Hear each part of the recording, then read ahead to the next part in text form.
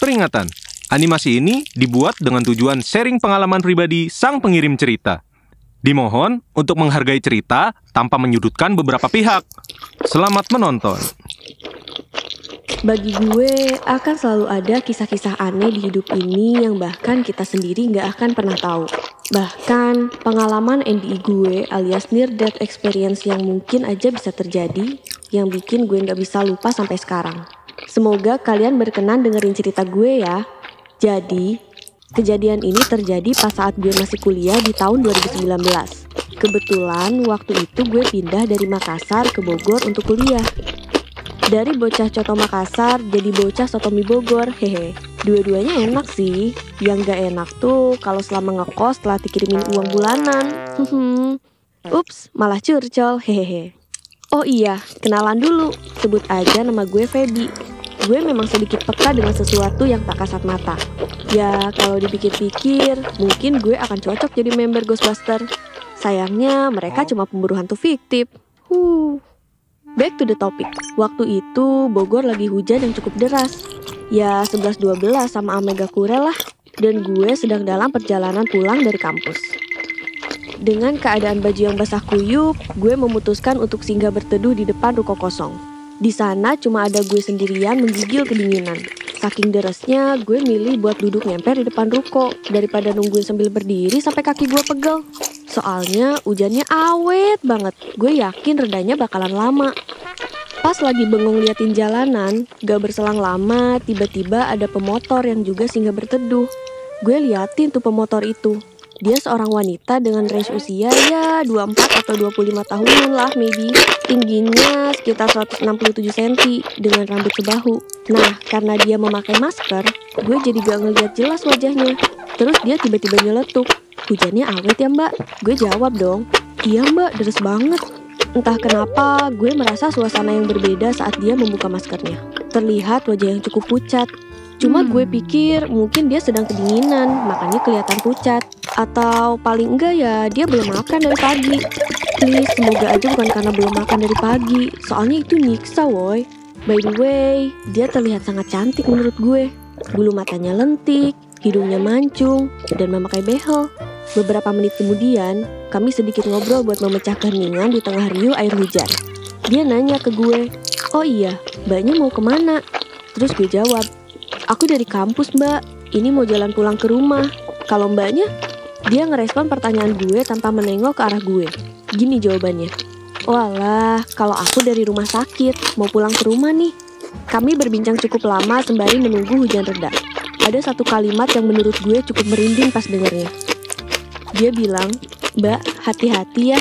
Biasanya habis hujan gini jalannya licin. Takutnya ntar kecelakaan, terus gak bisa lihat indahnya dunia lagi deh. Hehe. Gue shock dong. Dari sekian banyak obrolan chit-chat, kenapa topiknya nyermin gini sih? Gue sih sontak mikir, niatnya baik kok. Mungkin cara nyampeinnya aja yang bikin shock dikit. Hehehe.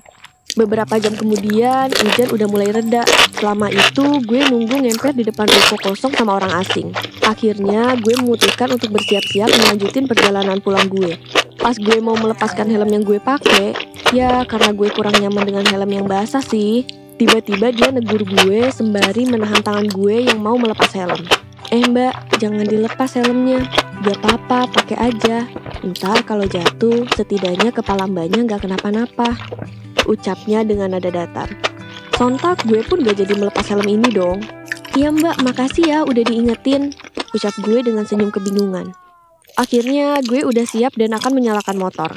Brem brem brem. Motor metik tempur ini udah siap mengarungi jalanan Bogor seusai hujan.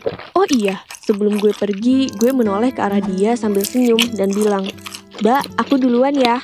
Dia pun menjawab, "Baik mbak, hati-hati ya. Pokoknya jangan menyalip truk dari samping ya." Jelek, masih ada perasaan kayak kaget.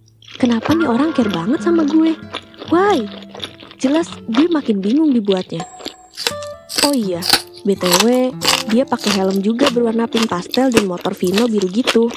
Kami pun masing-masing berkendara dan pergi. Sesampainya di rumah, gue pun segera mandi dan bersiap buat makan malam sembari main HP. Sementara itu, kakak gue baru sampai abis dari luar. "Kak, dari mana?" Gue bertanya sambil menyantap pisang goreng dingin di meja makan. tadi kakak keluar ambil jahitan di rumah Bu Eni. Tahu nggak dek, pas kakak mau ke rumah Bu Eni, di depan pom bensin ada yang kecelakaan kelindes truk tahu. Ih, serem banget. Mau lihat gak fotonya? Ucapnya sambil menawarkan foto di HP-nya. Gue auto kaget sekaget-kagetnya. Saat melihat foto korbannya, di sana terlihat jelas korbannya wanita dengan masih menggunakan helm pink, dan di sampingnya ada motor Vino biru yang sudah rusak parah. Gue melihatnya kok kayak gak asing ya. Innalillahi kak, ini mbak yang gue temui pas neduh di ruko tadi. Gue coba jelasin ke kakak gue kalau tadi gue sempat ngobrol dan dia masih kelihatan sehat. Terus kakak gue langsung nanya, "Dek, kamu ketemunya pas pulang kampus?" Gue jawab dong, "Iya kak, gue ketemunya sekitar jam 5 sore. Sontak kakak gue kaget lah dan bilang, "Dek, gue ambil foto ini pas mau ke rumah Bu Eni sekitar jam 1 siang loh. Coba kamu cek jam pengambilan fotonya." Kakak gue nyodorin HP-nya buat nunjukin keterangan waktu, dan ya pengambilan fotonya tuh menunjukkan jam 13.48. Kita akhirnya tatap-tatapan satu sama lain. Jujur, itu hal yang bikin gue bingung sekaligus merinding. Gue pandangi foto korban itu sambil ngebayangin pas gue ngobrol sama dia. Rasanya seperti mimpi.